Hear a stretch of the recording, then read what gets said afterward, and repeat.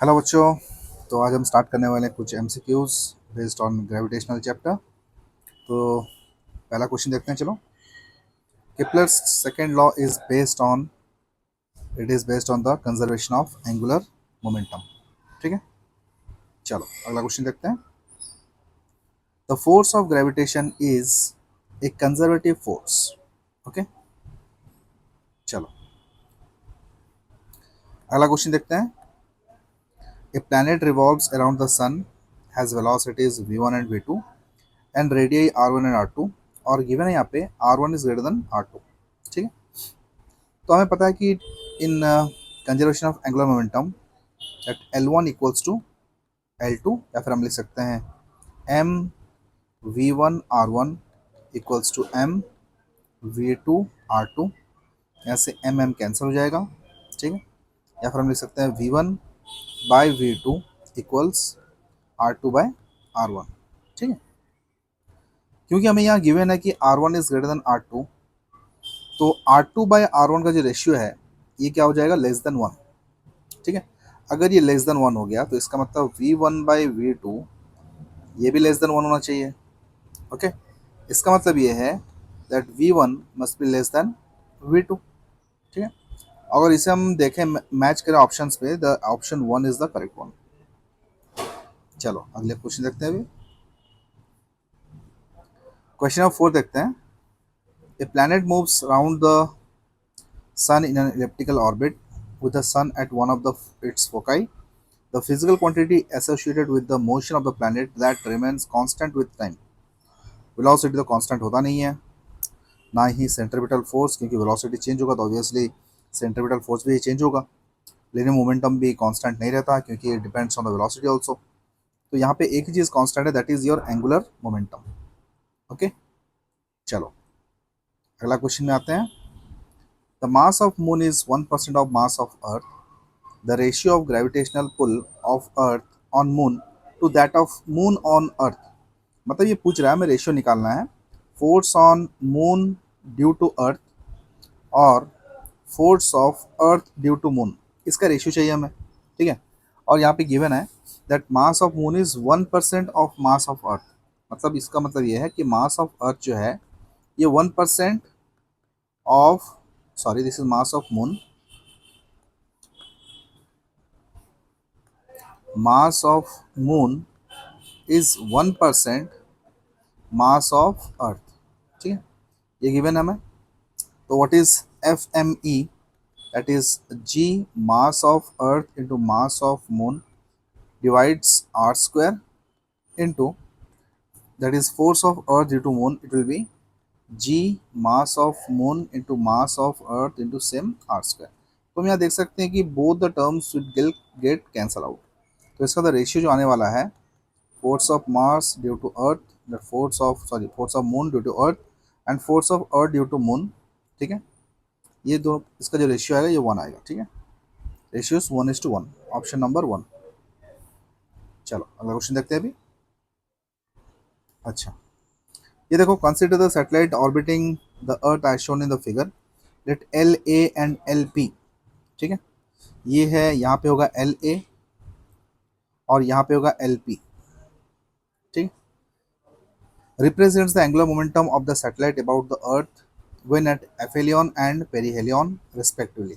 ठीक है, जो पास वाला डिस्टेंस होता है ना, जो पास वाला डिस्टेंस होता है इसे हम बोलते हैं पेरीहेलियन, और जो दूर वाला डिस्टेंस होता है उसे हम बोलते हैं एफेलियन। ठीक है, तो हमें ये पता है जैसे कि यहाँ पे आपका वेलोसिटी होगा, मान लेते हैं दिस डायरेक्शन वेलोसिटी, और यहाँ पे वेलोसिटी होगा इस तरफ। ठीक है, this is the direction of velocity, understood. अच्छा, और क्या बोल रहा है हमें, ये this is the nearest distance and is the farthest distance. अच्छा, ये बोल रहा है कि एंगुलर मोमेंटम क्या होगा। ठीक है, तो यहाँ पे देखो एंगुलर मोमेंटम जो होता है ना, angular momentum it is gain by M V R. ठीक है, या फिर हम लिख सकते हैं R cross P, angular momentum vector form में अगर लिखना चाहे तो, या फिर हम लिख सकते हैं vector R, vector L equals to angular momentum is gain by vector R cross M V, या फिर हम लिख सकते हैं इसे आर, सॉरी यहाँ पे लिख सकते हैं हमें M into R cross P.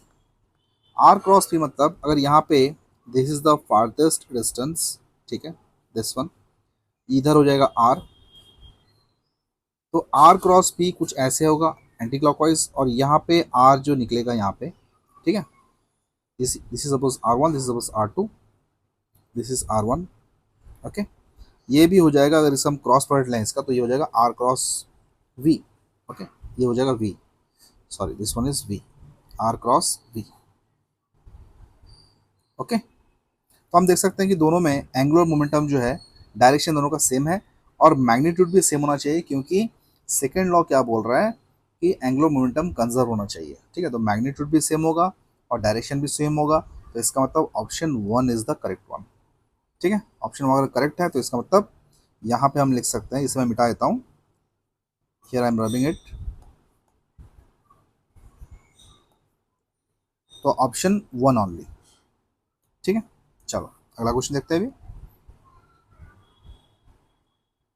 What is the ratio of gravitational mass and inertial mass? Gravitational mass को हम बोलते हैं, gravitational mass force of gravity is given by m into g, whereas inertial mass is given by mass into acceleration। ठीक है, दोनों cases में मास क्या है, m और m। इसका अगर रेशियो लेंगे m by m, this is the gravitational mass and this is the inertial mass, it is going to be same, that is 1। Answer will be option number 3, that is 1:1। Okay, चलो अगला question देखते हैं अभी। The earth revolves around the sun in 1 year, if the distance between them becomes double the new time period of revolution। अच्छा, तो time period revolution जो है from new Kepler's third law, that is T square time period is proportional to A cube.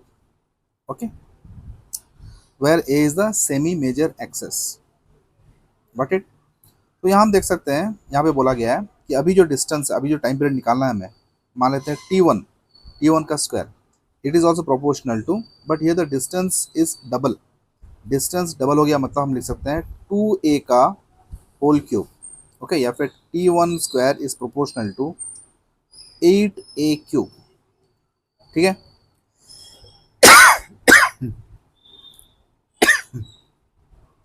तो यहाँ पे T square equals to A cube, proportional constant हम हटा देते हैं यहाँ पे, और ये हो जाएगा t1 square equals to 8a cube. ठीक है, इसे अगर हम डिवाइड करें, इसे अगर डिवाइड करें हम, विल गेट, यहाँ पे ए क्यूब कट जाएगा, यहाँ पे हमें न्यू टाइम पीरियड चाहिए, that is t1 square equals to 8t square.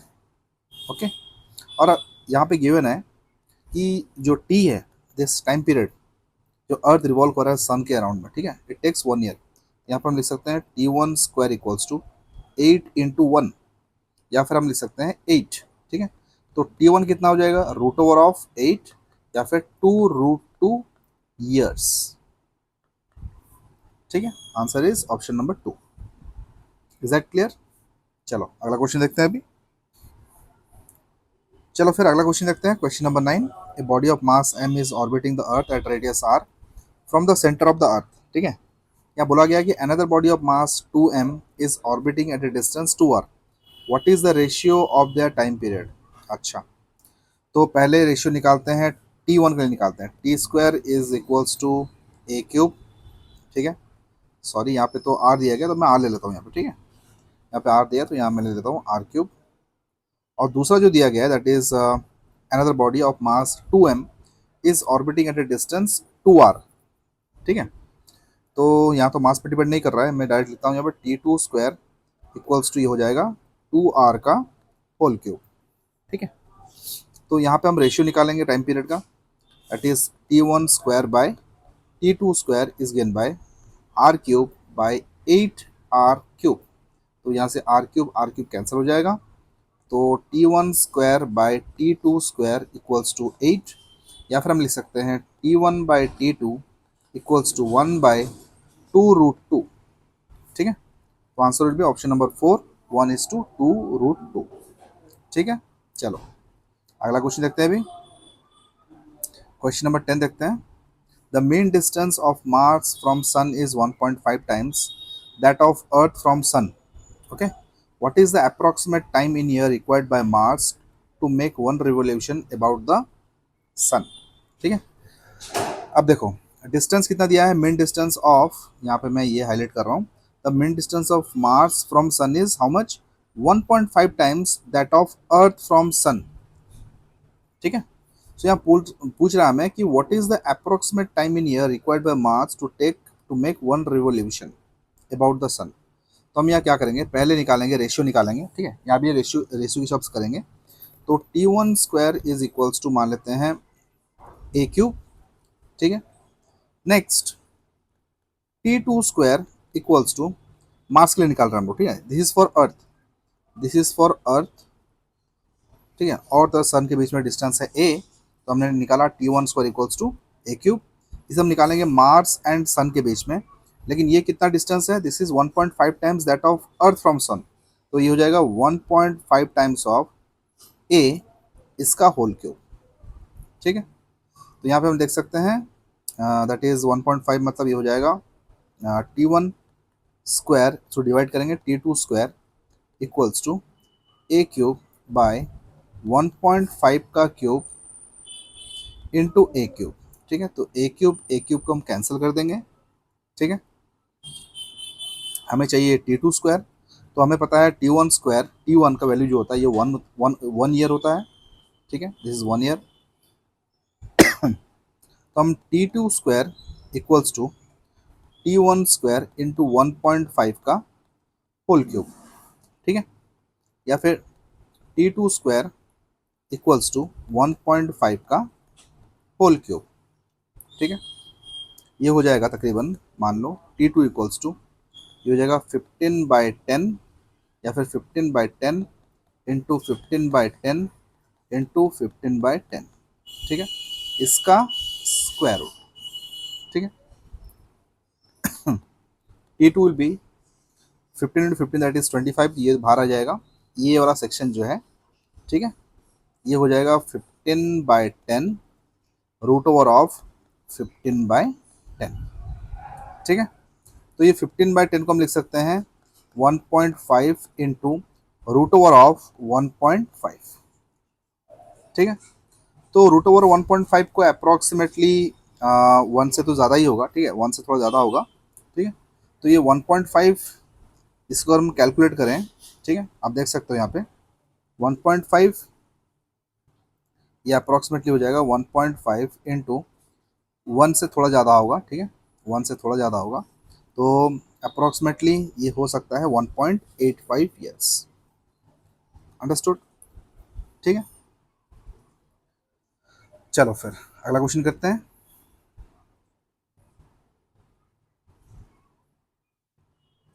Question 11 देखते हैं। The maximum and minimum distances of a comet from the sun are, अच्छा ये मैक्सिमम डिस्टेंस है और ये मिनिमम डिस्टेंस है। ठीक है, तो हम जैसे हमें पता है, हमने निकाला था that is from the second law. ठीक है, अब सेकेंड लॉ के बारे में आपको पता होना चाहिए, that is angular momentum conserve होता है। तो हम लिख सकते हैं वहाँ पे L1 इक्वल्स टू L2, या फिर M v1 R1 equals to M v2 R2। तो यहाँ पे क्योंकि मास को हम कैंसिल कर सकते हैं, R1 is the minimum distance, R2 is the maximum distance, तो इसी तरह V1 जो हो जाएगा दिस विल बी मैक्सिमम, तो ये हम लिख सकते हैं V max into R minimum equals to V minimum into R maximum. ठीक, आर मिनिमम होता है जिसे हम बोलते हैं पेरीहेलियन के पास में रहता है, और R2 जो है वो एफेलियन के पास में रहता है। ठीक है, जैसे कि इलेप्टिकल पाथ है ये, this is the elliptical path. तो अभी इलेप्टिकल पाथ के बारे में पता है हमें, ये दो फोकस होते हैं जिसे फोकाई भी बोलते हैं हम लोग। ठीक है, दिस इज द R1, यहाँ से लेके यहाँ तक जो डिस्टेंस है, अगर मान लो प्लैनेट यहाँ पे है, यहाँ पे क्या होगा, sun is the sun, one of the foci. ठीक है, तो this is R minimum. Okay, and ये सन से लेके एफिलियन तक, this is the aphelion. Okay, ये डिस्टेंस जो है इसे हम बोलते हैं R मैक्सिमम। अंडरस्टूड। तो जो प्लैनेट सन के नज़दीक होता है उसे, उसका मैक्सिमम वेलोसिटी जो है मैक्सिमम होता है। ठीक है, और आर मैक्स यहाँ गिवन है, आर मिनिमम ऑल्सो गिवन, और यहाँ हमें दिया गया है कि when it is nearest to the sun if its velocity is 60 metre per second. अगर नियरेस्ट में है, अगर ये nearest, this is the nearest one, तो यहाँ पे होता है मैक्सिमम वेलोसिटी, ठीक है। तो maximum velocity is given 60, R minimum is given, this one is the R minimum, that is 1.6 into 10 raised to the power 12, that equals to v minimum into r maximum, that is given into 8 into 10 raised to the power 12। तो 10 raised to the power 12, 10 raised to the power 12 ये cancel हो गया, ठीक है। अब यहाँ पे v minimum निकलेगा, v minimum equals to 60 into 16/10 into 8, okay. तो 8 टू द 16, 2 5 ज 10 एंड 5 1 ज 5, 5 टू ज 10। सो कुल मिलाकर आया ये 12 metre per second. This is the v minimum. The answer is option number 1, ठीक है। चलो अगला क्वेश्चन देखते हैं अभी। Okay, this is the next question. If the Earth is one-fourth of its present distance from the Sun, the duration of years will be changed to। हमें पता है from the Kepler's third law, the relation is t square is proportional to a cube। Okay, अब यहाँ बोल रहा है हमें that is यहाँ मान लेते हैं t1 square is proportional to क्या हो जाएगा, ये 1/4 डिस्टेंस चेंज हो गया। 1/4 मतलब ये बन जाएगा a/4 इसका होल क्यूब, ठीक है। So this one I can write t1 square is proportional to, ये बन जाएगा a cube by 64, ठीक है। अब इसे डिवाइड कर लेते हैं। सो t square by t1 square equals a cube by a cube divide by 64, मतलब ये ऊपर चला जाएगा तो ये बन जाएगा ऊपर 64 हो जाएगा, a क्यूब कैंसिल, ठीक है। अच्छा, तो हमें निकालना है t1 square. So t1 square will be equals to t2 square T square by 64, या फिर एक स्क्वायर हटा देंगे तो ये बन जाएगा t1 equals to t bye 8। तो अभी जो टाइम पीरियड है, the present time period is 1/8 of the time period, that is the original time period के बराबर होगा ये, ठीक है। 1/8 of the present year, this one, okay. The duration of the year will be change to 1/8 of the present year, okay. चलो अगला question देखते हैं अभी। क्वेश्चन नंबर 13 देखिए। A small planet is revolving around a very massive star in a circular orbit of radius r with a period of revolution t. If the gravitational force between the planet and the star were proportional to। अच्छा देखो यहाँ क्या बोला गया हमें, एक small planet है जो कि रिवॉल्व कर रहा है एक मैसिव स्टार में, ठीक है। सर्कुलर ऑर्बिट रेडियस कितना है, आर है, और टाइम पीरियड भी दिया है टी। अब बोला गया कि जो ग्रेविटेशनल फोर्स है दोनों के बीच में, स्टार और जो प्लैनेट है, ठीक है, वो प्रोपोर्शनल टू क्या है, जो फोर्स है is proportional to r to the power -5/2, ये प्रोपोर्शनल है, ठीक है। तो t का वैल्यू क्या होगा यही हमें निकालना है, ठीक है। तो हमें t का वैल्यू निकालना है, तो ग्रेविटेशनल फोर्स जो है ये प्रोपोर्शनल है r टू द पावर -5/2 से। तो इसके लिए हमें क्या करना पड़ेगा, इसके लिए हमें will do one thing, time period के टर्म पे निकालेंगे हम।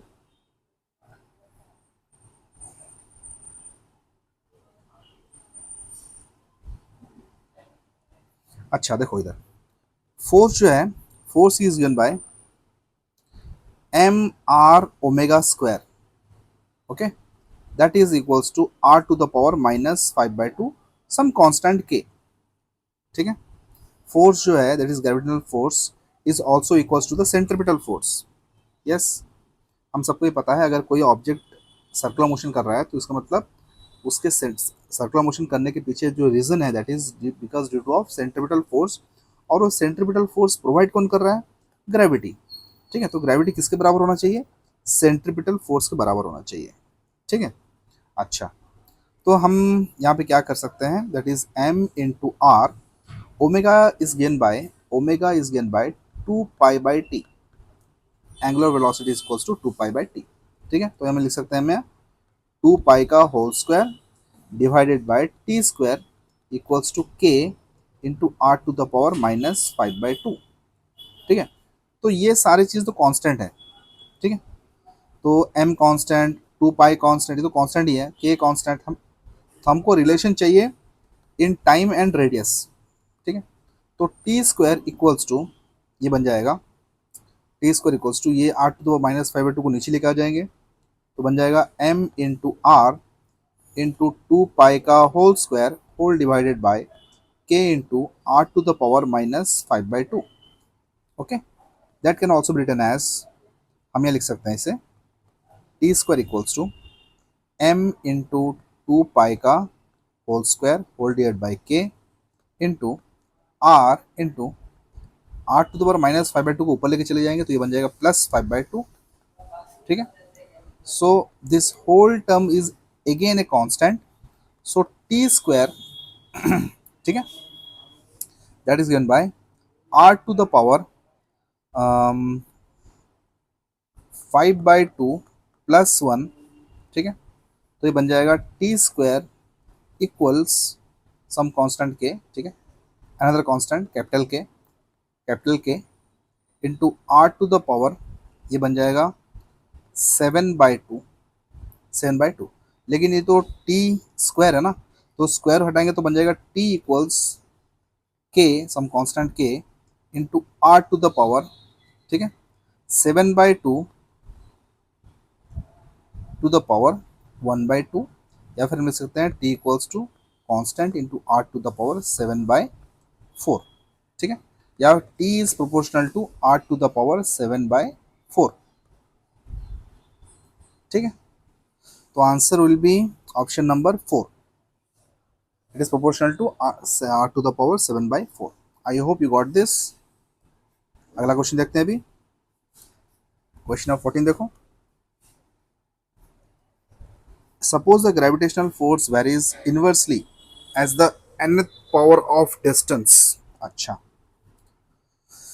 ठीक है, तो क्या बोल रहा है ये कि फोर्स प्रोपोर्शनल है डिस्टेंस के. ठीक है, ग्रेविटी जो फोर्स है, sorry, it is inverse proportional to the distance R to the power n हम मान लेते हैं. ठीक है, then the time period of a planet in a circular orbit of radius r around the sun is proportional to, क्या होना चाहिए, same चीज़ लेंगे हम लोग.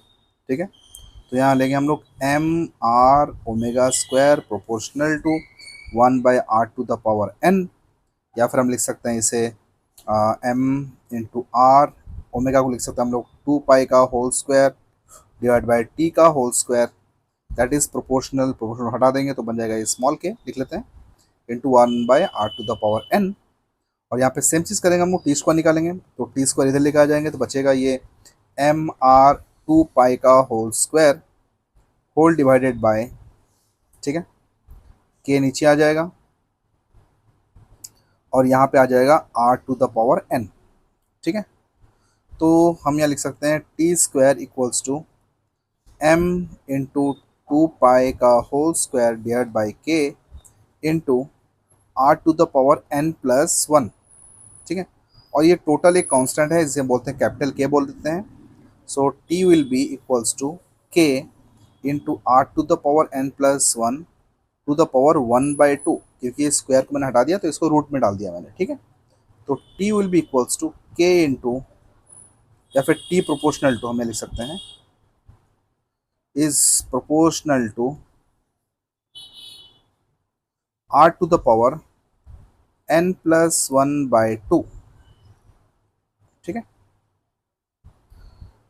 Answer will be option number 4, R to the power n plus 1/2. ठीक है, I hope you got this. अगला question करते हैं अभी. तो अगला क्वेश्चन क्या है, क्वेश्चन नंबर 15 देखिए. Two identical coins of mass 8g and 50 centimetre are 50 centimetre apart on a table top. How many times larger is the weight of the coin than the gravitational force attraction of the other coin for it. अच्छा, हमें mainly यहाँ पे ratio निकालेंगे. ठीक है, एक क्या बोलते हैं उसे, एक ग्रेविटेशनल फोर्स के लिए निकालेंगे. ठीक है, और एक इसका वेट के लिए निकालेंगे. तो वेट क्या होता है बताओ, M G is the weight. इसके बराबर हो जाएगा एम मास कितना है 8 ग्राम, मतलब 8 इंटू 10⁻³ kg, और जी का वैल्यू गिवन है 9.81.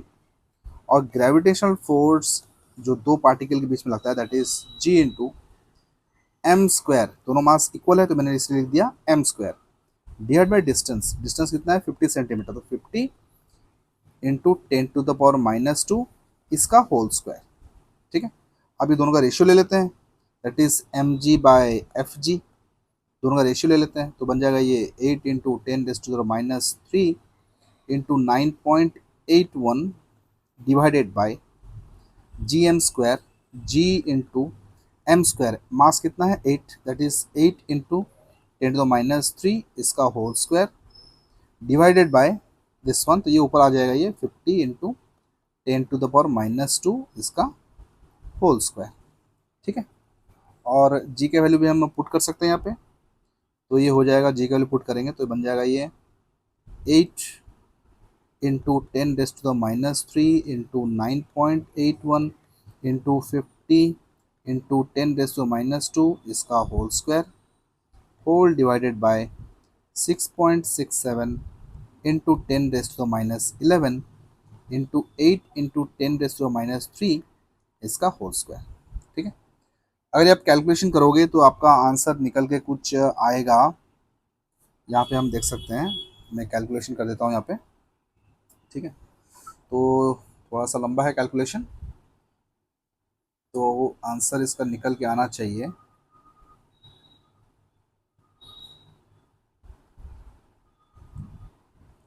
इसका आंसर तो निकल के आना चाहिए,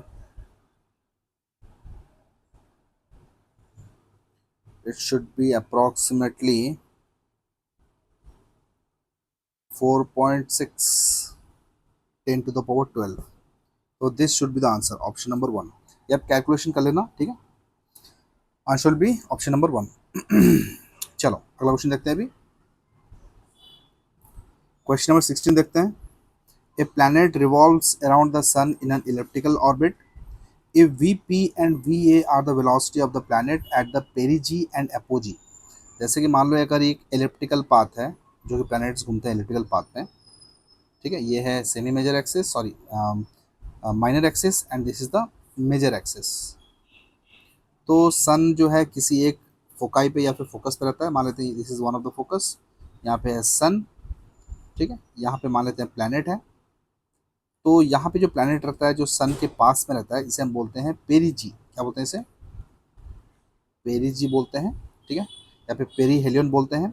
और जो दूर में रहता है यहाँ पे, अगर जब प्लैनेट यहाँ पे आ जाएगा ना, दिस पोजिशन पे, जब प्लैनेट एक होता है पॉइंट बी पे, एक होता है पॉइंट ए पे, जब पॉइंट ए पे रहता है तो उसे हम बोलते हैं एपोजी। ठीक है, एपोजी बोलते हैं या फिर एफेलियन बोलते हैं। अंडरस्टूड? अच्छा, तो बोला गया कि यहाँ पे पेरीजी पे जो वेलोसिटी है दैट इज वीपी, और एपोजी पे जो वेलोसिटी है दैट इज वीए। और हमें पता है जो पेरीजी पे वेलोसिटी होता है दैट इज द मैक्सिमम, और एपोजी पे जो होता है दैट इज द मिनिमम, क्योंकि डिस्टेंस सन से बहुत दूर रहता है, और जो पेरीजी होता है वो डिस्टेंस सन से पास में रहता है। और क्योंकि distance this is the R minimum distance, और इसे हम बोलते हैं आर मैक्सिमम डिस्टेंस। ठीक है, सन से ये जो दूरी है इसे बोलते हैं आर मिनिमम, और ये सन से ये जो डिस्टेंस है इसे बोलते हैं आर मैक्सिमम। क्योंकि एंगुलर मोमेंटम दोनों केस में क्या है? कंजर्व्ड है। ठीक है, तो एंगुलर मोमेंटम क्या होना चाहिए? कांस्टेंट। तो इसलिए क्या होगा बताओ? रेशियो हम लेंगे, ratio that is V max into R minimum, that must be equals to V minimum into R max. ठीक है, तो हमें बोला क्या गया है कि the eccentricity of the elliptical orbit is given by, eccentricity क्या होगा? ठीक है, ओके। अच्छा, हम ये लिख सकते हैं V max by V min equals R max by R minimum. ठीक है, और हमें ये भी पता है एक फॉर्मूला होता है इसका, that is R max is given by 1 plus E and R minimum is given by 1 minus E. अगर चाहो तो मैं यहाँ पे थोड़ा सा बता सकता हूँ आपको। देखो, what is E? E is the eccentricity, is the ratio of C by A. ठीक है, सी क्या होता है? ये जो सेंटर है, ठीक है, जो आपको इलिप्टिकल पाथ दिख रहा है ना, इसका जो सेंटर है, सेंटर से सन का डिस्टेंस, दिस वन, सेंटर से सन का जो डिस्टेंस है इसे हम बोलते हैं सी। और ए क्या है? A is the semi major axis, मतलब सेंटर से पेरिजी की तरफ या फिर एपोजी की तरफ, कहीं भी ले लो। ठीक है, this is a is the semi major axis, इसी का रेशियो कहलाता है ई। ठीक है। और हमें ये भी पता है this is the R minimum, ठीक है। तो यहाँ पे ई को हम लिख सकते हैं, ठीक है, या फिर सी को हम लिख सकते हैं, C is given by E into A, E into A, ठीक है। सो आर मिनिमम ये किसके बराबर हो जाएगा बताओ, आर मिनिमम, ये जो आर मिनिमम मैंने यहाँ पे लिखा है, यहाँ पे this is the R minimum, ठीक है। तो आर मिनिमम यहाँ पे मैं लेजर ले रहा हूँ, this is the R minimum, ठीक है। आर मिनिमम किसके बराबर हो जाएगा बताओ, R minimum will be equals to A minus C, yes, A minus C, ठीक है। और सी कितना है, ई ए, हम लिख सकते हैं ए इंटू माइनस सी ए कितना हो जाएगा, ई इंटू ए। तो ये this will become a common ले लेंगे तो 1 माइनस ई, इसी तरह आर मैक्स आ जाएगा 1 प्लस ई। मेरी बात समझ में आ रही है, ठीक है। चलो, so V max by V min या फिर V perigee by V apogee equals to 1 plus C by 1 minus सी।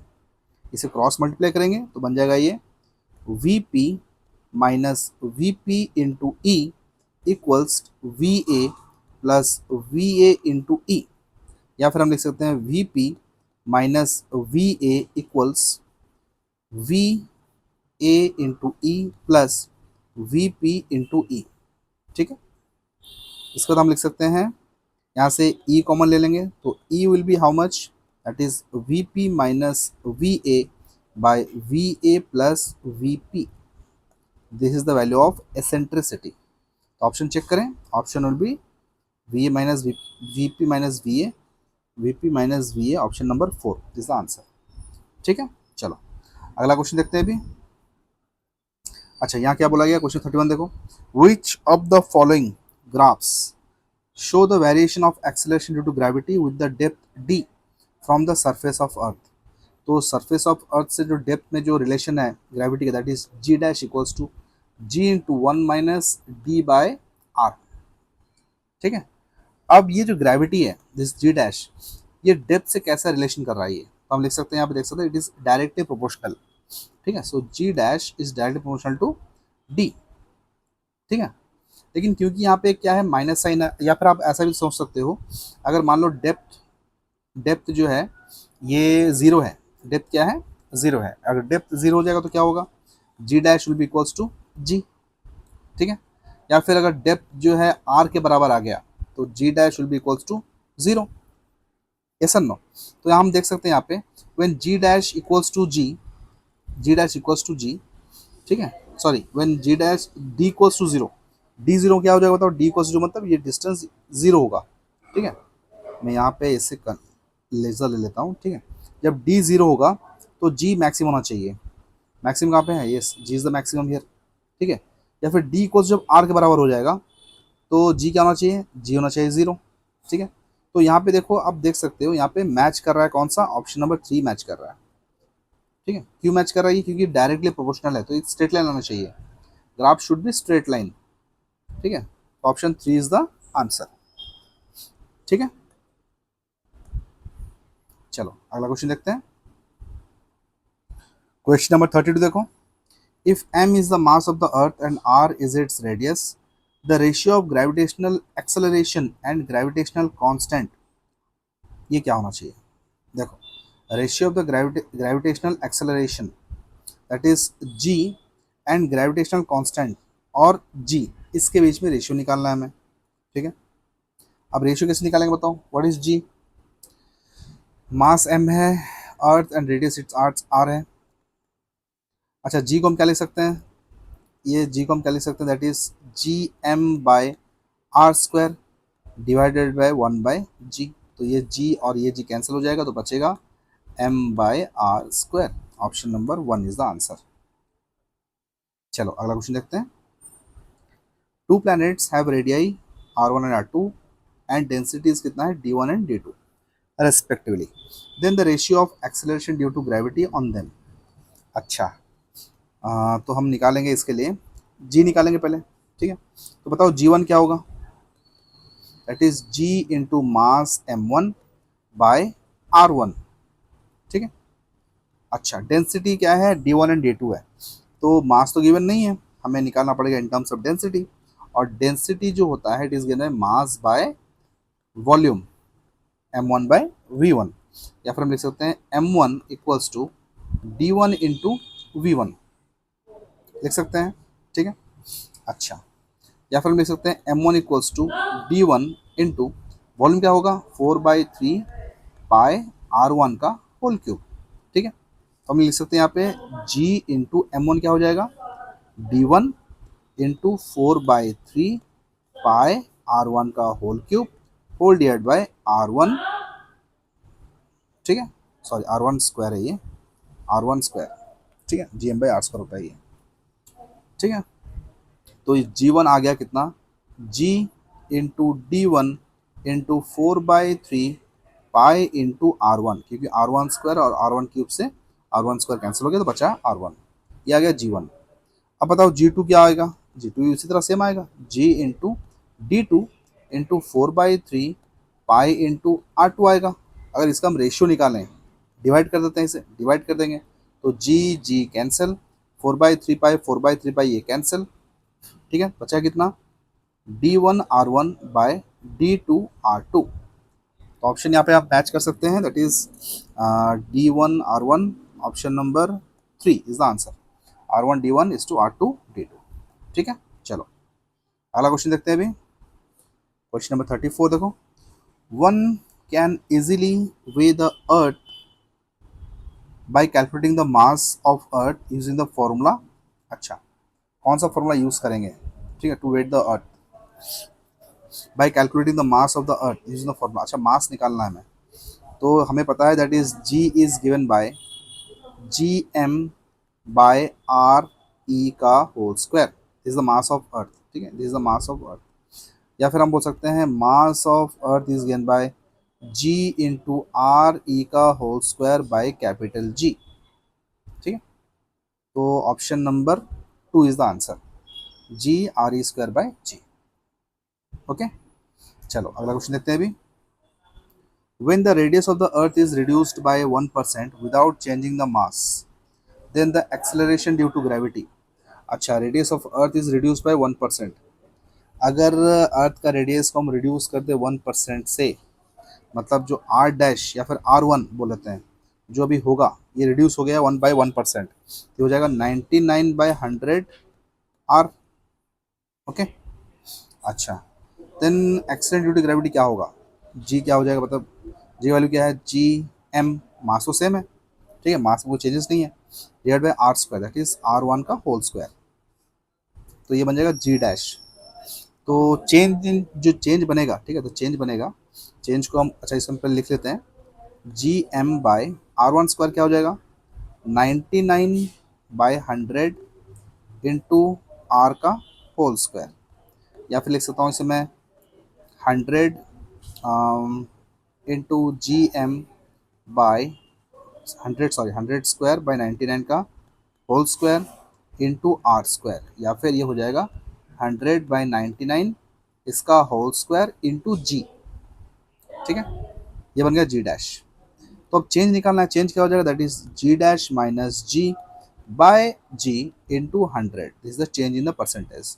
तो G डैश कितना बताओ, दैट इज 100/99 इसका whole square into G minus G whole divide by G into 100, ठीक है।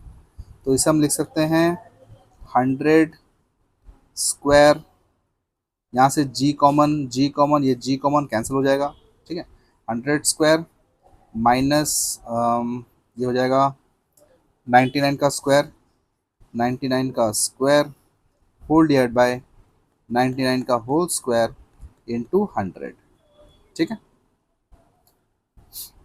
तो ये हो जाएगा लगभग ये हो जाएगा, इसे हम कर सकते हैं 100 स्क्वायर मतलब ये हो जाएगा 10⁴ माइनस 99 का स्क्वायर, 99 का स्क्वायर ये हो जाएगा 981, 81, 81, 89, 81, 89 बन जाएगा 10, 1, 18, 9801, 9801, तो ये हो जाएगा 10,000, 9801, सो इट विल बी 9, 9, 9, 9, 9, तो 9801, 901, 199, ठीक है, 99 का स्क्वायर है ये इंटू 100, तो ये आ जाएगा अप्रॉक्सीमेटली 199 डिवाइड बाय 99 का होल स्क्वायर इंटू 100। थोड़ा सा कैलकुलेशन है इसमें, ठीक है, मैं आपको समझा रहा हूँ इसलिए थोड़ा सा लेट लेट हो रहा है। तो 99 होल डिवाइड बाय 99 का स्क्वायर कितना है, 9801 इंटू 100। तो इससे अगर हम डिवाइड करेंगे तो ये हो जाएगा 0.0 0.0 0.0, फिर भी नहीं होगा, यस इट विल बी 0.01, ठीक है, 0.01,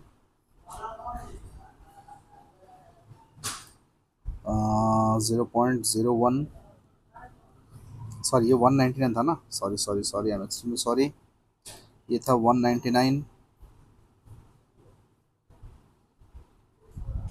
ये था 199, 199, ठीक है, डिवाइड बाय ये हो जाएगा 9801 इंटू 100, ठीक है, तो हो जाएगा 0 पॉइंट और एक ज़ीरो लगाएंगे तो बन जाएगा 9 2 18, इतना इंटू 100, तो अप्रॉक्सीमेटली ये 2% बोल सकते हैं, इट इज़ इंक्रीजेज बाय 2%, ठीक है, तो answer will B it is increases by 2%।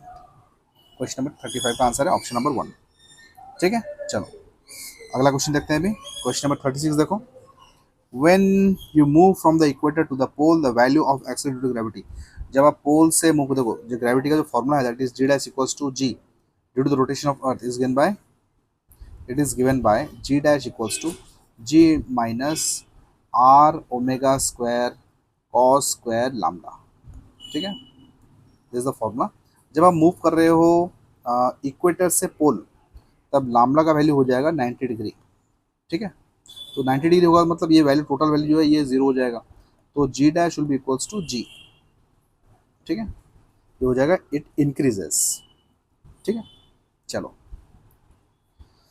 हाँ, if the rotation speed of earth is increased then the weight of the body at an angle of latitude, this one. Rotational speed अगर increase करता है, याद रखो अभी मैंने just बताया था G dash is gain by G minus omega square R cos square lambda. अगर रोटेशन स्पीड इंक्रीज करेगा तो डेफिनेटली जो जी डैश का वैल्यू है ऑब्वियसली डिक्रीज करेगा, ठीक है, सो इट विल डिक्रीज, अंडरस्टूड। चलो नेक्स्ट देखते हैं question 38, assume that a tunnel is dug through earth from north pole to south pole and that the earth is a non-rotating uniform sphere of density given, the gravitational force on a particle of mass m dropped into the tunnel when it reaches a distance r from the center of earth is।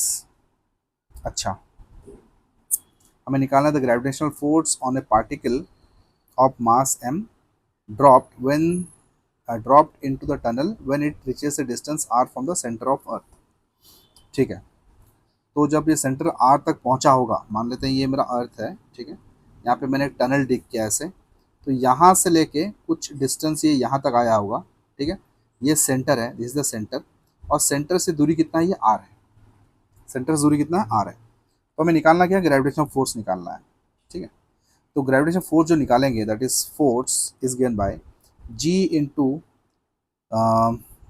Mass G M M by R square होता है, ठीक है। अच्छा, तो यहाँ पे एक चीज़ देखना है हमें, mass is the small mass, ठीक है, तो स्मॉल मास हो गया, लेकिन जो एम होगा mass of the what you say that earth, ठीक है, तो यहाँ पे हम क्या लेंगे, this will be due to the, ये हो जाएगा एम डैश, एम डैश मैंने क्यों लिया, क्योंकि ये अंदर की तरफ चला गया ना अभी, ठीक है ना, जब अंदर की तरफ जाता है तो वहाँ पे मास का वैल्यू जो है चेंज हो रहा है, क्योंकि ये होल मास अभी एक्ट नहीं कर रहा है इसके ऊपर, इसके ऊपर हम ऐसा मान के चलेंगे, हम ऐसा मान के चलेंगे कि ये जो ऑब्जेक्ट यहाँ पे है स्मॉल मास, ठीक है, ये कहाँ पे है, ये छोटा सा स्पीयर एक ले लेंगे, ठीक है, जिसका मास कितना है एम डैश, ये एम डैश के ऊपर ही हम मान लेते हैं, ठीक है, तो एम डैश के ऊपर अगर होगा तो इसका मतलब यहाँ पे ग्रेविटेशनल फोर्स क्या लगेगा, यहाँ पे लगेगा that is it is behaving as if this small mass, देखो मैं कहने का मतलब ये है, जब ये अंदर गया ना, देखो मैं फिर से ड्रॉ कर रहा हूँ इसे, मैं ये फिर से ड्रॉ कर रहा हूँ ताकि आपको समझ में आइए, ये एक स्पीयर गिवन है, स्पीयर मतलब ये अर्थ है, ठीक है, यहाँ पे एक टनल टनल बना गया, टनल मतलब एक गड्ढा खोदा गया इसमें, छोटा सा गड्ढा खोदा गया ऐसे, ठीक है। यहाँ पे एक स्मॉल मास m है, इसको ये नीचे ऐसे क्या कर रहा है, नीचे फॉल कर रहा है, नीचे फॉल करके यहाँ तक पहुँचा, मान लेते हैं यहाँ तक पहुँचा। अब सेंटर तो अर्थ का यहाँ पे है, ठीक है। तब जब यहाँ पहुँचा ये, तो इसका डिस्टेंस गिवन है, कितना डिस्टेंस गिवन है, this is given small r, ठीक है। अभी जब ये स्मॉलर डिस्टेंस पे रहेगा तो क्या इस पे जो ग्रेविटी लग रहा होगा, क्या ये टोटल अर्थ की वजह से लग रहा होगा, नहीं, यहाँ पे लग रहा होगा इस स्पीयर की वजह से। हम एज्यूम करेंगे कि यहाँ पे क्या है, ये वाला स्पीयर है जिसका मास कितना है, एम डैश है, ठीक है। और ये मास कहाँ पे है, इसी के ऊपर ही है, ठीक है। और ये एम डैश की वजह से ये जो एम है ना, स्मॉल एम, ये कहाँ पे है, ऑन द सरफेस, अंडरस्टूड। तो इसका हम निकालेंगे, तो it will be force will be given by G into M dash हो जाएगा density into volume V dash, ठीक है, into small M whole divide by R का होल स्क्वायर, ठीक है। मेरी बात समझ में आ रही है। यहाँ आर दिया गया है, this is R is the from the centre of the earth, सही है। तो वॉल्यूम निकालेंगे इसके लिए, what is the volume, G into density, volume क्या हो जाएगा, 4/3 pi into R cube into small M whole divide by R square. तो R square R cube cut के ओनली आर बचेगा, तो it will be ji into rho into 4/3 into pi R into M. So this is the force of gravity acting on this. तो यहाँ पे check कर सकते हैं, that is 4/3 pi into M into G into P into R. Option number 2 is the answer.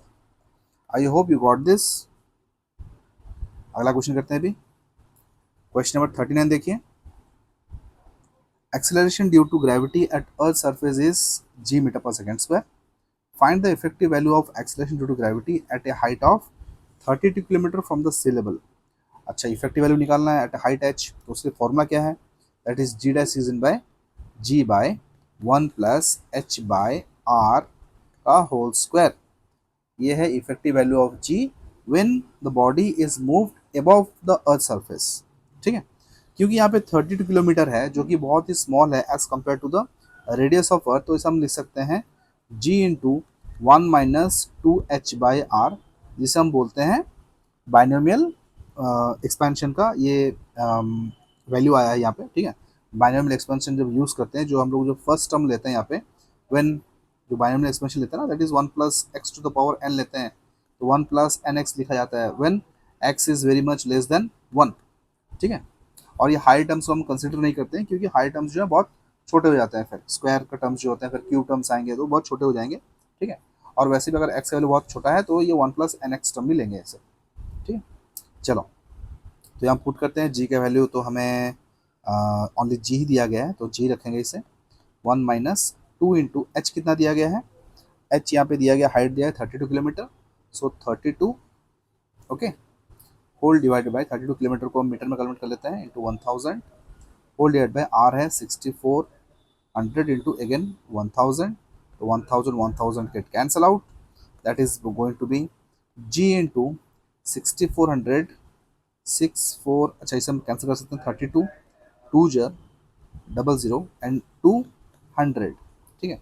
सो ये आ जाएगा, इसे मैं मिटा देता हूँ, तो ये आ जाएगा कुल मिला के that equals to ji into 100-1/100, तो ये आ जाएगा 99 जी बाय 100, ठीक है, या फिर 0.99 जी, जी डैश का वैल्यू, ठीक है। तो answer will be option number 2, ठीक है।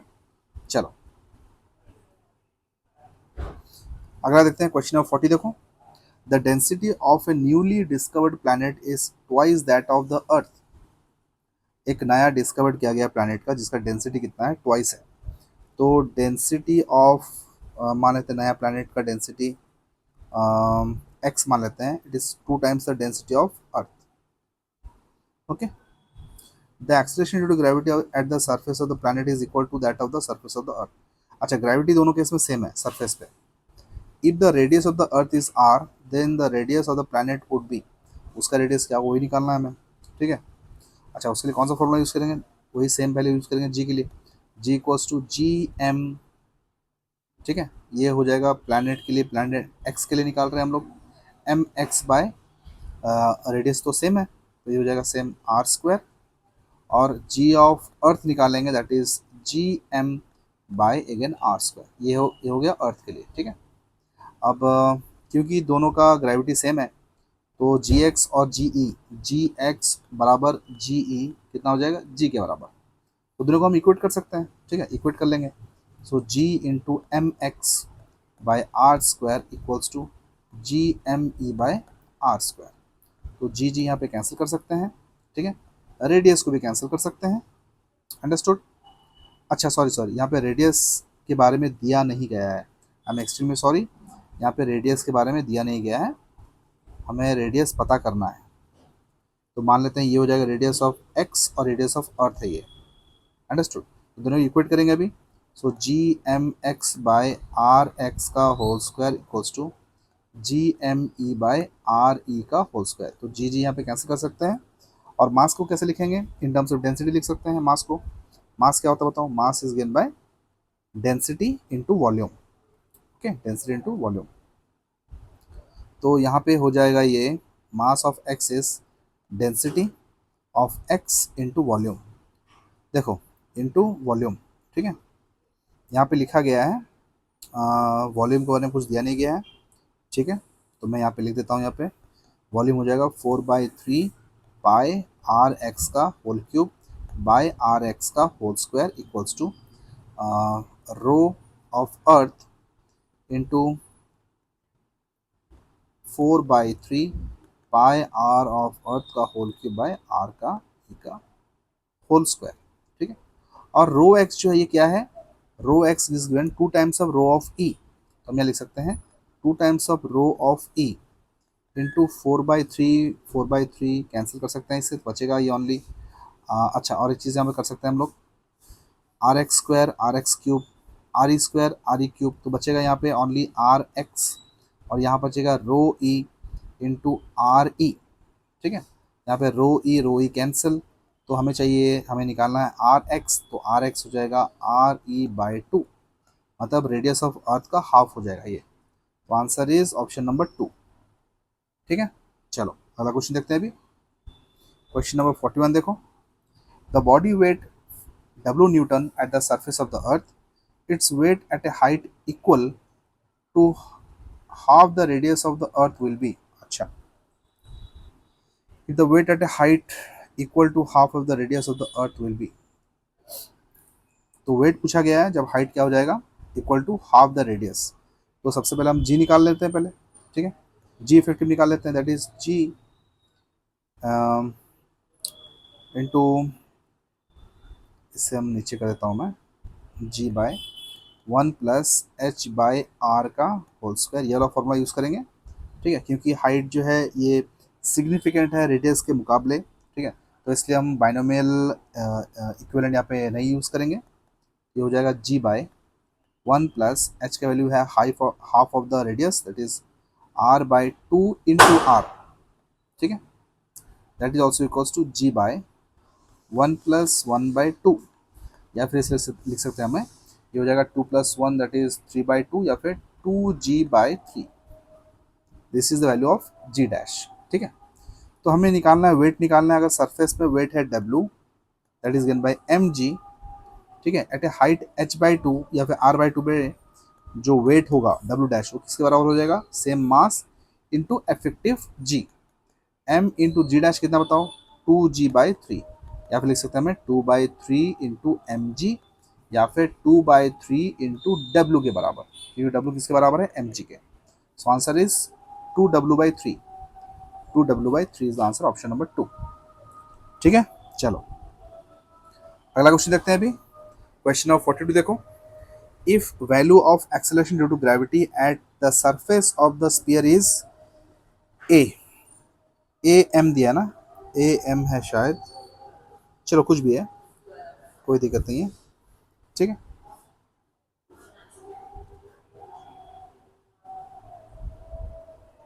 ठीक है, then its value is a/3 at a distance from the centre. Okay, मान लेते हैं ये acceleration due to gravity is a at the surface है, तो हमें निकालना है ए डैश निकालना है, मान लो, ठीक है। ए डैश इक्वल्स टू, जब इसका ए डैश जो है किसके बराबर है, ये ए बाय 3 के बराबर है, तो इसका हाइट निकालना है फ्रॉम द सरफेस, ठीक है। तो ए डैश कितना हो जाएगा, that is A by 1 plus H by R का होल स्क्वायर, ठीक है।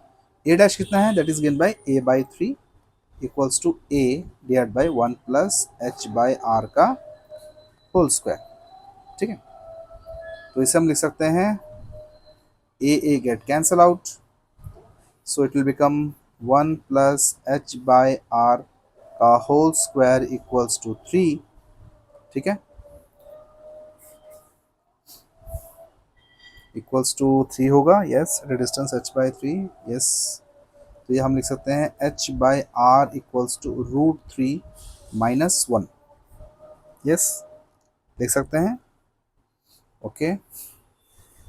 देन h का वैल्यू आ जाएगा, h का वैल्यू आएगा √3 माइनस 1 इंटू आर, ठीक है। तो हमें बोला गया है then its value at the at a distance from the center, from the centre distance क्या होगा, फ्रॉम द सेंटर, हाइट तो अबव द सरफेस है ना, फ्रॉम द सेंटर क्या हो जाएगा, so it will be h plus R, that is equals to √3 minus 1 into R plus R, so it will become √3 minus √3 into R minus R plus R, minus R plus R cancel, तो बचेगा ये √3 into R. तो answer is √3 into R, √3 into R. तो √3 into are यहाँ पे तो दिया नहीं है,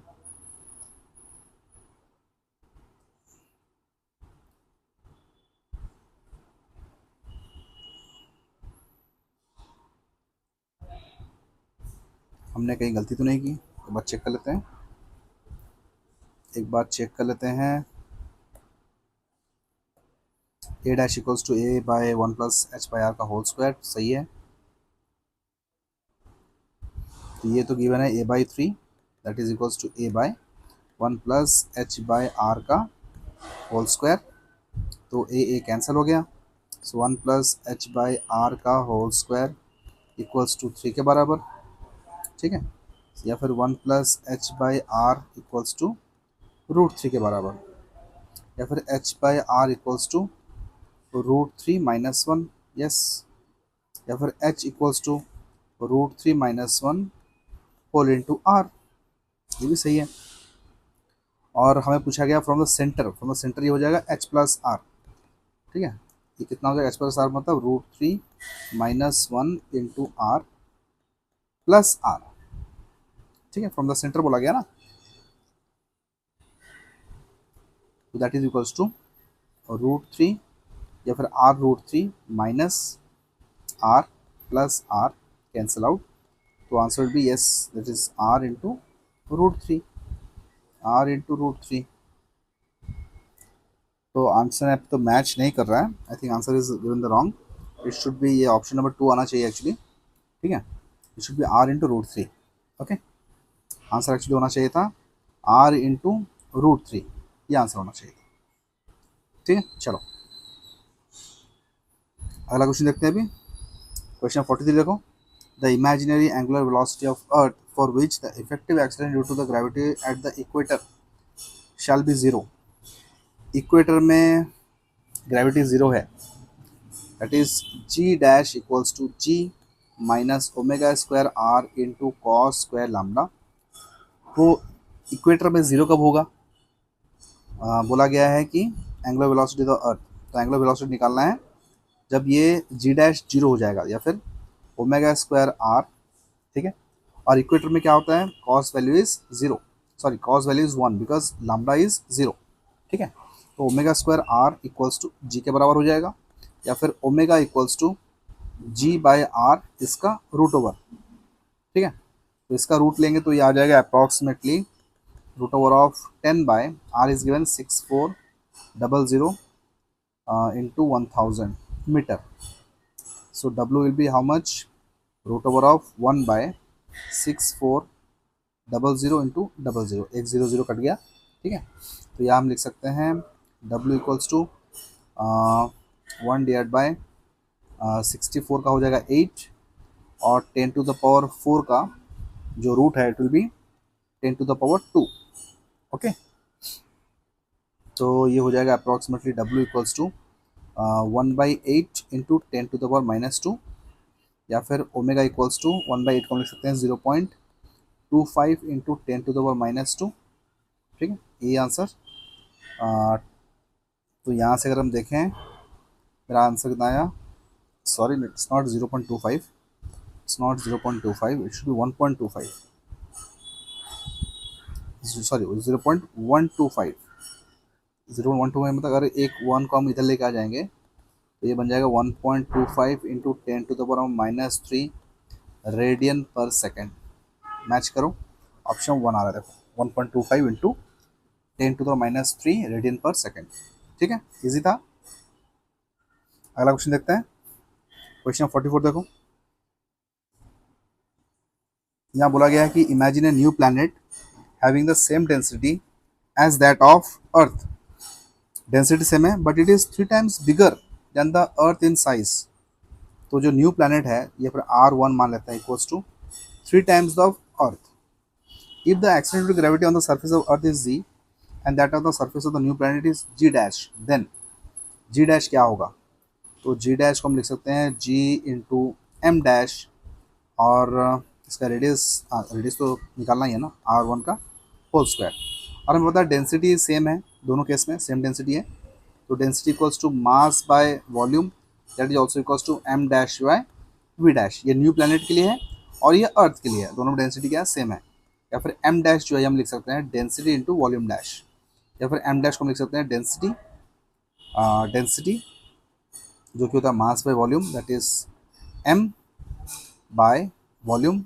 वॉल्यूम होता है मेरा 4/3 पाई इंटू R³ इंटू, और V डैश हम लिख सकते हैं 4/3 पाई R डैश का होल क्यूब। ठीक है, तो यहाँ पे G में लिख सकता हूँ G dash equals to G into capital M by 4। अच्छा, यहाँ पे काम कर सकते हैं, यहाँ पे 4/3 पाई कैंसिल कर सकते हैं, that is M by R³ into R1 का whole cube. It's not R dash, इसे हम बोलते हैं R1। ठीक है, चलो, होल डिवाइड बाय R1 का होल स्क्वायर। तो R1 स्क्वायर यहाँ से कटेगा तो ये बन जाएगा GM into R1 whole divide by R³ नहीं, ये होगा शायद, yes R³। What is R1? R1 is given 3 times of R, so it is given GM into 3 times of R by R³। तो एक R कैंसिल यहाँ पे, तो बनेगा 3GM बाय R स्क्वायर, और GM बाय R स्क्वायर हम बोल सकते हैं that is given by G only. So G dash equals to 3G। Okay, so answer is going to be option number 1। Got it? चलो अगला question देखते हैं अभी, क्वेश्चन 60 देखो। The gravitational field intensity and the gravitational potential at the centroid of a triangle of side L, ठीक है, the vertices of which have identical particles of masses m each। तो मान लेते हैं एक इक्विलेटरल ट्रायंगल लेते हैं यहाँ पे। ठीक है, यहाँ पे तीनों मासेस हैं और तीनों सेपरेट बाय डिस्टेंस L है। ठीक है, तो यहाँ पे बोला गया है कि ग्रेविटेशनल फील्ड इंटेंसिटी और gravitational potential at the centroid. तो ये सेंट्रॉइड है। ठीक है, सेंट्रॉइड में क्या होगा? Gravitational field intensity. तो ग्रेविटेशनल फील्ड इंटेंसिटी के बारे में आपको मालूम होना चाहिए। अगर एक सिमेट्रिकल मासेस है, ठीक है, तो सिमेट्रिकल मासेस में जो सेंटर पे जो फील्ड इंटेंसिटी होता है वो हमेशा क्या होगा? ज़ीरो होगा। Field intensity is zero for at centre of symmetrical object. Symmetrical object, ठीक है, जो सिमेट्रिकल ऑब्जेक्ट हो या फिर सिमेट्रिकल क्या बोलते हैं, मतलब अलाइनमेंट हो, तो उसमें अगर सेंटर पे हम लोग निकाल रहे हैं ना फील्ड, तो हमेशा वो ज़ीरो होने वाला है। ठीक है, तो ऑप्शन ये तो नहीं होगा, ये भी तो नहीं होगा। अब बचा ऑप्शन नंबर 2 या ऑप्शन नंबर 1। ठीक है, अब हमें निकालना है what is the gravitational potential, centre पे निकालना है। पोटेंशियल क्या होगा, ठीक है।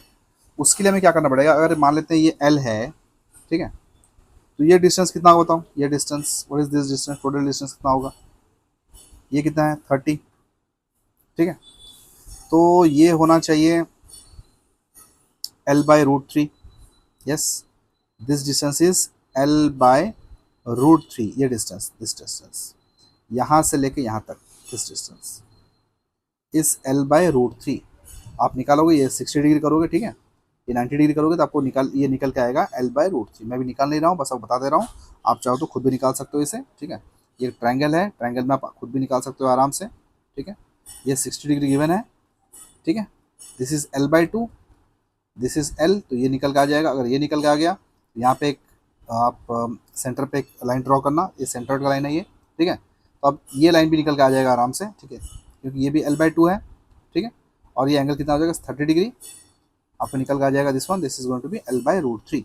तो ग्रेविटेशनल पोटेंशियल जो होता है it is given bye -Gm/r, ठीक है। तो ये तीनों मास के लिए कितना हो जाएगा बताओ, तीनों मास के लिए हो जाएगा ये V net will be equals to -3 times of Gm/r। r is the distance क्या है फ्रॉम द सेंटर, कितना डिस्टेंस है L/√3, दैट इज L/√3। ये नेट ग्रेविटेशनल पोटेंशियल है जो कि ऑप्शन नंबर 1 पे मैच कर रहा है, आप देख सकते हो, ठीक है। चलो अगला क्वेश्चन देखते हैं। The gravitational field intensity and the gravitational potential at the centre of a square of side A, side A है, the corners of which have identical masses. Similarly ये भी जीरो, ये तो नहीं होगा और ये भी तो नहीं हो सकता, क्योंकि ग्रेविटेशनल फील्ड इंटेंसिटी हमेशा क्या होगा, जीरो होने वाला है, या तो ऑप्शन 1 होगा या तो ऑप्शन 3 होगा, ठीक है। और हमें निकालना है gravitational potential at the centre of a square, same चीज़ करेंगे इसे, ठीक है। स्क्वायर पे निकालना है हमें, यहाँ मास है, यहाँ मास है, यहाँ मास है, यहाँ मास है, ठीक है। डिस्टेंस कितना है, ये ए है, साइड का लेंथ कितना है, ए है, तो डायगोनल कितना हो जाएगा बताओ, डायगोनल भी √2a, ठीक है। तो इसका हाफ कितना हो जाएगा, इसका हाफ हो जाएगा, सॉरी, इसका हाफ हो जाएगा, इसका हाफ हो जाएगा √2/2 इंटू ए, ठीक है। तो ग्रेविटेशन पोटेंशियल कितना हो जाएगा, -4 times of Gm divide by √2a, 2 ऊपर आ जाएगा, ठीक है। तो ये हो जाएगा, क्या करेंगे इसका, इसका हम करेंगे तो इंटू √2 कर दो, डिवाइड बाई भी √2 कर दो, ठीक है। तो यहाँ पे v equals to -4Gm into 2 into √2 by a into √2 into 2 is 2, तो 2 कैंसिल, ठीक है। तो बचा आंसर क्या, -4Gm बाय a/√2, ये √2 को नीचे लेके आ जाओ, ठीक है। So answer will be option number 1, देखो, ठीक है। चलो अगला क्वेश्चन देखते हैं। The gravitational field intensity and the gravitational potential at the centre. तो ये आप देखो तो मतलब फील्ड इंटेंसिटी तो हमेशा क्या होगा, एक रेगुलर हेक्सागन है, मतलब ये सिमेट्रिकल ऑब्जेक्ट है, तो सेंटर पे क्या होना चाहिए, हमेशा 0। तो ऑप्शन 1 भी हो सकता है, 2 भी हो सकता है, या फिर 3 भी हो सकता है, ठीक है। तो अच्छा 4 भी तो हो सकता है ना, क्योंकि हमें ये तो पता नहीं है कि ग्रेविटेशनल पोटेंशियल क्या है बल्कि। तो ग्रेविटेशनल पोटेंशियल कैसे निकालेंगे, एक रेगुलर हेक्सागन है, this is the regular hexagon, ठीक है। तो हमें ये सेंटर पे निकालना है, तो सेंटर कितना होता है बताओ, ठीक है, दिस इज द सेंटर।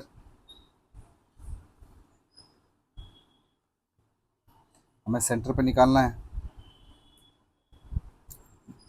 तो side length is given how much, L, this is also L, L, L, L, ये भी L है, ठीक है। तो ये इसका जो लेंथ आएगा, ठीक है, इसका जो लेंथ आने वाला है हम पता कर सकते हैं यहाँ पे। तो अगर साइड लेंथ इसका L है, ठीक है, साइड लेंथ कितना है इसका, L है साइड लेंथ, तो यहाँ से हम निकाल सकते हैं that this will be come around, ये आना चाहिए लगभग लगभग आना चाहिए L के बराबर ही आना चाहिए, ठीक है। मतलब अगर ये टोटल अगर ये साइड है तो ये भी लेंथ आना चाहिए L, ये भी लेंथ आना चाहिए L, ठीक है। और ये लेंथ, ये सब लेंथ कितना आना चाहिए, L आना चाहिए। अगर L आएगा तो इसका मतलब फील्ड इंटेंसिटी तो 0 होगा, और ग्रेविटेशनल पोटेंशियल जो है that will be -6 times of Gm/r, r कितना है L। तो ऑप्शन नंबर यहाँ पे 1 ही मैच कर रहा है। ठीक है, चलो अगला क्वेश्चन देखते हैं अभी। क्वेश्चन नंबर 63 देखो। 2 point masses each 1 kg are placed on y axis equidistant from the origin such that the distance of separation between them is 8 centimeter. Find the gravitational field of this system on the x axis at a distance of 3 meter. Question समझने की कोशिश करो। यहाँ पे है y axis, यहाँ पे है x एक्सिस। तो 1 kg का मास जो है ना, ये y एक्सिस पे रखा गया है at equidistance. Equidistance कब पॉसिबल हो सकता है? जब एक मास यहाँ पे हो, एक मास यहाँ पे हो, इक्वी डिस्टेंस पे है। कितना? 8 मीटर का डिस्टेंस में है। तो इसका मतलब ये होना चाहिए 4 और ये होना चाहिए 4। मेरी बात समझ में आ रही है? ये होना चाहिए 4 और ये होना चाहिए 4। ये है वाई एक्सिस और एक्स एक्सिस में और एक रखा गया है। ठीक है, अच्छा वाई एक्सिस में एक्स एक्सिस में कुछ रखा नहीं गया, बस at a distance 3 metre. 3 metre के डिस्टेंस में हमें निकालना है, फील्ड निकालना है। तो फील्ड तो होगा इस तरफ होगा और ये भी फील्ड होगा इस तरफ। ठीक है, तो ये 3 है, ये 4 है, तो ऑब्वियसली ये क्या हो जाएगा 5, ये भी हो जाएगा 5। तो ये एंगल हो जाएगा 53, तो ये भी एंगल हो जाएगा सेम। ये एंगल कितना हो जाएगा? सेम 53। ये बहुत फेमस एंगल है। ठीक है, तो फील्ड का जो डायरेक्शन है इधर, एक हो जाएगा कॉस थीटा का और इसका भी होगा सेम कॉस थीटा। ये हो जाएगा E cos theta plus E cos theta, और एक होगा साइन कंपोनेंट, इसका भी होगा साइन कंपोनेंट। दोनों क्या हो जाएंगे? कैंसिल आउट हो जाएंगे।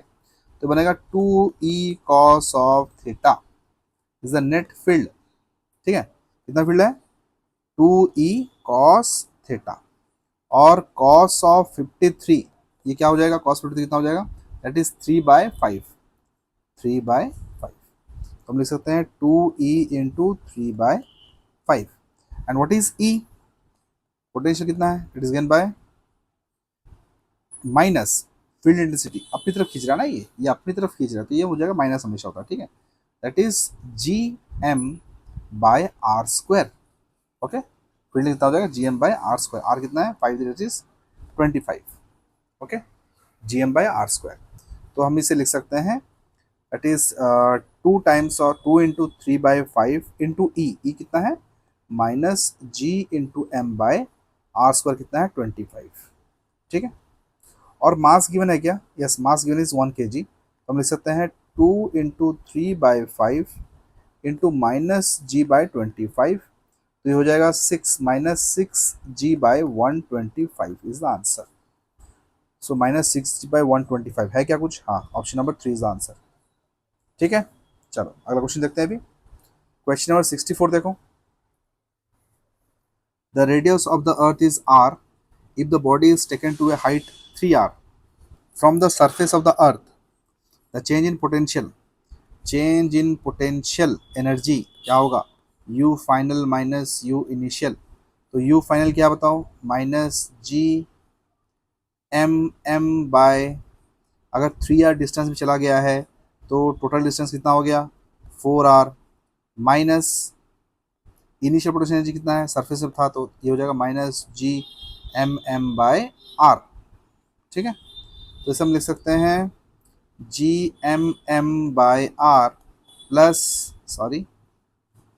माइनस GM/4r, या फिर हम लिख सकते हैं इसे GM/r कॉमन ले लेते हैं, बचेगा 1 माइनस 1/4, जिसे हम बोल सकते हैं GM/r इंटू ये हो जाएगा 3/4। ठीक है, सो आंसर, अच्छा GMM हमको पता है कि that is G equals to GM/r², या फिर GM क्या होता है? GR² के बराबर होता है। ठीक है, इसे हम पुट करेंगे कहाँ पे? यहाँ पे। तो क्या हो जाएगा बताओ? GM की जगह पे लिखेंगे हम लोग GR² into small m/r into 3/4। तो यहाँ पे R cancel, it will be MGR। ये हो जाएगा 3/4 is the answer. 3/4 MGR। 3/4 MGR is the answer, option number 4। ठीक है, चलो क्वेश्चन नंबर 65 देखते हैं। The gravitational potential energy of a body of mass m at a surface of the earth is, okay, this is given the gravitational potential energy at a height RE from the surface of the earth. तो change in potential energy निकालेंगे हम लोग। ठीक है, its potential energy at a height R E from the, अच्छा simple change in potential energy नहीं निकालना, बस ओनली पोटेंशियल एनर्जी निकालना है। तो potential energy at height R E, okay, so it will be how much? It is given by minus g m by 2r, okay, या फिर हम लिख सकते हैं इसे minus G R into M by two, ठीक है, या फिर माइनस, या लिख सकते minus M G R by two, option number 4, ठीक है। This is the gravity potential energy at height R from the surface of the earth. Is that clear? चलो क्वेश्चन में देखो 66, 4 solid sphere each of mass 1 kg are placed at the corners of a square of side 1 meter. Gravitational potential at the center of the square, center of the square क्या होगा? 4 solid spheres हैं, ठीक है, 4 solid spheres हैं जो कि रखा गया है स्क्वायर में। Potential at the centre of the square, ये जस्ट सिमिलर टाइप प्रॉब्लम है ये, ठीक है। यहाँ पे 4 स्पेयर रखे गए हैं और 1 kg के हैं। साइड लेंथ मान लेते हैं यहाँ पे ए है, ठीक है, मान लेते हैं ए है ये, ठीक है। तो ये डिस्टेंस कितना हो जाएगा? This will be root two A, और आधा कितना हो जाएगा इसका? Root two by two A. तो ग्रेविटेशनल पोटेंशियल जो है, net potential, it will be minus G M, sorry minus 4 GM, क्योंकि 4 मासेस हैं, 4 GM बाय, ये हो जाएगा root two a whole divide by two, तो इंटू टू मैंने इधर कर दिया, ठीक है। तो हम यहाँ पे लिख सकते हैं, so it will be come around, A कितना 1 है, so minus 8 GM by root two, ठीक है। या फिर हम इसे ऐसा कर सकते हैं, मास, अच्छा मास भी दिया ना, mass is given how much? 1 kg, so minus 8G by root two, ठीक है। तो रूट टू में तो यहाँ पे कुछ मैच नहीं कर रहा है, तो इसे हम काम करते हैं into root two divide by root two करते हैं, तो कितना आ जाए देखो, minus 8G into root two by two, तो टू टू कैंसिल हो जाएगा ये, तो बचेगा ये minus 4G into root to. देखो कुछ मैच कर रहा है क्या? Minus 4G root two, minus 4G root two, yes, option number 2 is the answer, ठीक है। चलो क्वेश्चन 61 देखो, Mars has a diameter of approximately 0.5 of that of earth. तो मार्स का जो मास है, ये 1/2 times of mass of earth है, एंड मास ऑफ, सॉरी यहाँ पे दिया गया है डायमीटर, ठीक है, डायमीटर दिया गया है, तो diameter of Mars is 1/2 times of diameter of earth. तो इसका मतलब रेडियस ऑफ मार्स जो है, ये रेडियस ऑफ अर्थ का हाफ ही होगा, ठीक है। और क्या दिया गया है? That mass of Mars is again 1/0.1 of that of earth, 0.1, ठीक है, मतलब 1/10 of mass of earth. The surface gravitational field strength on Mars as compare to that of the earth is greater by a factor. अच्छा, gravitational field strength, ठीक है, तो gravitational field strength of Mars ये हो जाएगा, that is Gm/r², ये Mars के लिए है और ये भी मार्स के लिए है, और अर्थ के लिए हो जाएगा Gm earth by R of earth का होल स्क्वायर, ठीक है। इसको डिवाइड करेंगे तो जी कैंसिल, ठीक है। मास ऑफ मार्स कितना बताओ? Which is me/10 into 1 mass of radius of R कितना है, दैट इज RE/2, RE/2 मतलब 2 को ऊपर मल्टीप्लाई कर देंगे इंटू 2, ठीक है। This is whole divide by कितना हो जाएगा ये? ME, mass of earth by RE का होल स्क्वायर, RE का होल स्क्वायर, ठीक है। तो हम इसे लिख सकते हैं mass of earth cancel, RE, एक RE से cancel, 2 5 is 10, so it will be RE/5, okay. RE/5 मतलब ये हो जाएगा 0.2 टाइम्स ऑफ, अच्छा यहाँ पे हो जाएगा ये, सॉरी RE² है, तो ऑब्वियसली RE² कट गया, तो ये हो जाएगा answer 1/0.2, that is 0.2, answer is 0.2। Okay, चलो अगला क्वेश्चन देखते हैं। क्वेश्चन नंबर 68 देखो। ए projectile of mass m is thrown vertically up with an initial velocity v from the surface of the earth. Mass of the earth is m. Okay, if it comes to rest at a height h, the change in its potential energy, तो potential energy में क्या changes आएगा। ठीक है, तो potential energy क्या होगा बताओ। वर्टिकली थ्रो किया गया with an initial velocity v से from the surface of earth. ठीक है, if it comes to rest at height h, the change in its potential energy. हमें निकालना है potential energy, that is final minus initial. ठीक है, तो final हो जाएगा, final is given by how much, that is minus G M M by R square. तो R कितना है, यहाँ बोला गया है it comes to rest height H. ठीक है, तो हाइट एच अगर गया है तो ये हो जाएगा आर प्लस एच, माइनस और माइनस ये plus G M M by R. ठीक है, so this is going to be G M M by R, common लेते हैं, सॉरी नॉट कॉमन यहाँ नहीं लेंगे, minus G M M by R plus H. तो एलसीएम ले लेंगे यहाँ पे, जी एम एम कॉमन ले लेते हैं। ठीक है, so R into R plus H, ये हो जाएगा R plus H minus R, तो R R cancel, so this is going to be G M M R by, sorry G M M by into h by r into r plus h. This is the answer. Okay, change in potential energy, gmh by r into r plus h. Option number 1। ठीक है, change in potential energy निकाला मैंने बस, और कुछ नहीं।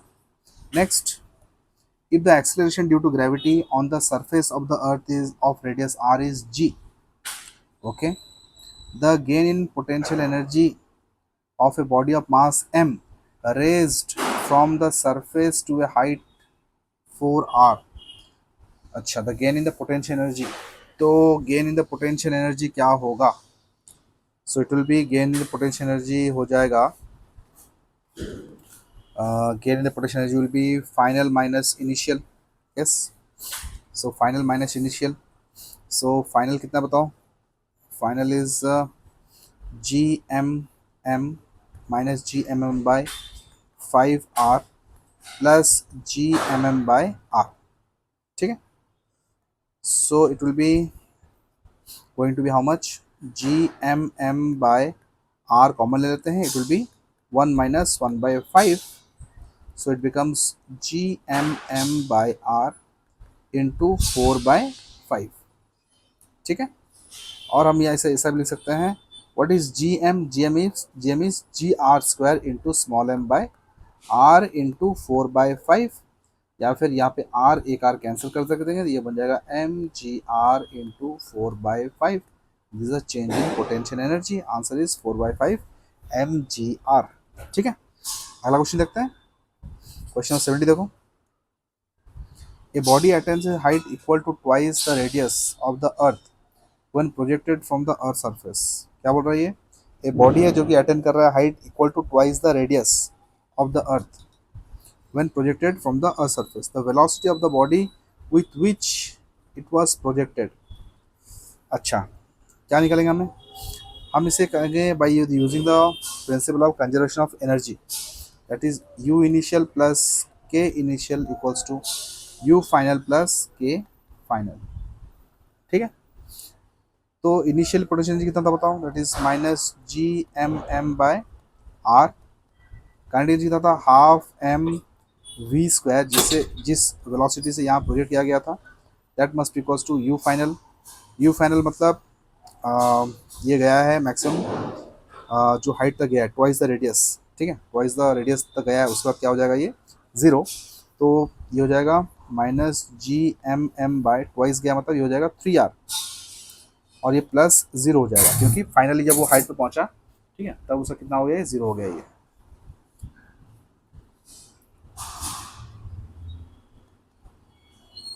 तो हम इसे लिख सकते हैं, that is given by half M V square equals to G M M by R minus G M M by 3 R. ठीक है, तो small M small M small M cancel कर सकते हैं, half V square equals to G M by R common ले सकते हैं, that is 1 minus 1/3। ये बन जाएगा जी एम इंटू 2/3 ठीक है, और ये 2 को उधर ले लेंगे तो बचेगा we square equals to 4GM/3R। ठीक है, और जी एम को हम लिख सकते हैं जी इंटू R² इंटू 4/3, एक आर कैंसिल, तो it will be 4/3 into GR। Okay, और v को अगर हम रूट निकालेंगे तो it will be root over of this, so v is going to root over of this, so answer is going to be 2। ठीक है, root over of GR by root of 3। ठीक है, अच्छा, या तो यहाँ पे इसको कन्वर्ट नहीं किया गया है तो हम इसे कन्वर्ट नहीं करेंगे। ठीक, काम करते हैं, इसको ऐसे रहने देते हैं, इसको हम ऐसे ही रहने देते हैं। So it will become v equals to root over of 4GM/3R। ठीक है, 4GM/3R, that is option number 1। ठीक है, चलो क्वेश्चन नंबर 71 देखते हैं। 71 देखो, a body of mass m is raised from the surface of the earth to a height nr, where r is the radius of the earth. The magnitude of the change in the gravitational potential energy of the body is how much? तो एक body को अगर race किया गया है surface के ऊपर से, तो कितना हाइट गया, ये एन आर तक गया। एन का वैल्यू निकालना है हमें। ठीक है, यहाँ पे एन का वैल्यू क्या निकालना है हमें, अच्छा हमें एन का वैल्यू नहीं निकालना, हमें निकालना है the magnitude of the change in the gravitational potential energy. चलो अच्छी बात है, ये हो जाएगा del U is given by U final minus U initial. तो यू फाइनल कितना है बताओ, तो ये गया है एन आर हाइट तक गया है, तो ये हो जाएगा -GM into small M by R into R plus N R plus GMM/R। ठीक है, तो this will become how much, GMM common लेते हैं। ठीक है, तो बचेगा कितना, 1/R माइनस 1/R 1 प्लस N, so this will become GMM, LCM ले लेंगे, अच्छा डियर ये R कॉमन ले लेंगे तो बचेगा, अच्छा काम करते हैं इसे, यहाँ पे R हम कॉमन ले सकते हैं, यहाँ R कॉमन ले सकते हैं, तो ये बचेगा, यहाँ पे R कॉमन हो जाएगा, तो this will become GMM/R into n+1 -1/n+1, तो ये 1 1 कैंसिल। ठीक है, सो it will become GMM/R into n/n+1, और GM को हम लिख सकते हैं GR² into M/R into n/n+1, और एक आर को कैंसिल कर सकते हैं, तो बचेगा GR into M into n/n+1, so answer equals to MGR n/n+1। ठीक है, so answer is going to be option number 1। Okay, अगला क्वेश्चन देखते हैं, क्वेश्चन 72 देखो, with what velocity should a particle be projected so that its height becomes equal to r/4, where r is the radius of the earth? कितना velocity से एक body को project किया जाए ताकि उसका हाइट कितना हो जाए, r/4 के बराबर हो जाए। तो हम यहाँ एनर्जी कंजर्वेशन यूज़ करेंगे, that is U initial plus K initial equals to U final plus K final. तो यू इनिशियल कितना बताओ, दिस -GMM/R, और फाइनल कितना है, सॉरी इनिशियल कितना है, half M V square. Okay, और ये फाइनल पोटेंशियल एनर्जी कितना है, ये हाइट बिकम्स r/4, r/4 तक हाइट पहुंचा है, ठीक है। तो हमें निकालना क्या है, फाइनली पहुंचा है r/4 हाइट पे, तो माइनस Gmm/r+r/4 हाइट है, ठीक है। और जब वो वहाँ तक पहुँचा है तो उसका फाइनल जो वेलोसिटी है that becomes zero, maximum height तक पहुँच गया ना वो, ठीक है ना।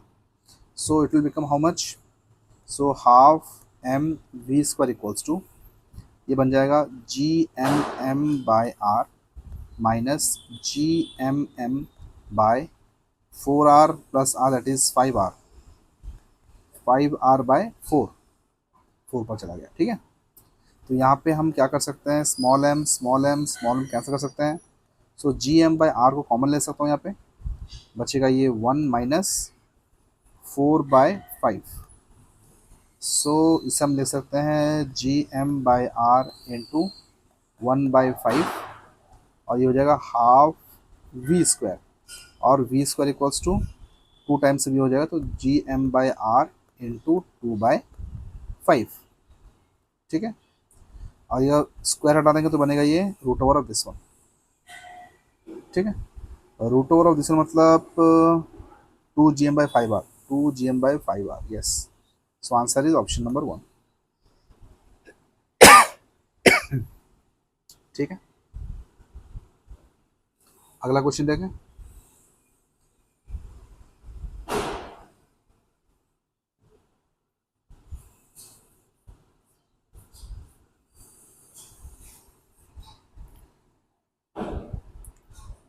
क्वेश्चन नंबर 84 देखो। Two small and heavy spheres, each of mass m, are placed at a distance r apart on a horizontal surface. The gravitational potential at the midpoint on the line joining the center of the sphere. अच्छा, तो gravity potential कितना हो जाएगा भाई बताओ, दोनों masses हैं, same masses है ना, सेम मासेस है, ये m है, ये m है, ये डिस्टेंस कितना है r है, तो मिड पॉइंट कितना हो जाएगा, ये हो जाएगा r/2 और ये भी हो जाएगा r/2। यहाँ पे ग्रेविटेशनल पोटेंशियल निकालना है हमें, तो दो मासेस के लिए ग्रेविटेशनल पोटेंशियल क्या हो जाएगा, that is given by -2 times of g into mass divide by r/2 का whole square, sorry only r/2 not whole square, ठीक है, r/2, ठीक है। या फिर हम लिख सकते हैं -2Gm/r, 2 को ऊपर ले लेंगे, ये बन जाएगा -4Gm/r, yes this is the answer, option number 4, ठीक है। अगला क्वेश्चन देखो। A particle falls from infinity to earth, its velocity on reaching the earth surface, infinity से फॉल कर रहा है, ठीक है। तो हम एनर्जी कंजर्वेशन यूज करेंगे, U initial plus K initial equals to U final plus K final. तो इनिशियल पोटेंशियल एनर्जी क्या हो जाएगा, जीरो, क्योंकि इन्फिनिटी पे पोटेंशियल एनर्जी क्या होता है, जीरो होता है, ठीक है। और इनिशियली जो काइनेटिक एनर्जी है वहाँ पे वेलोसिटी, वो क्या था, वो भी तो जीरो था ना इनिशियली, ठीक है। और फाइनल क्या होगा, फाइनल पोटेंशियल एनर्जी हो जाएगा दैट इज -Gmm/R, अर्थ के जब सरफेस के रेडियस पे होगा।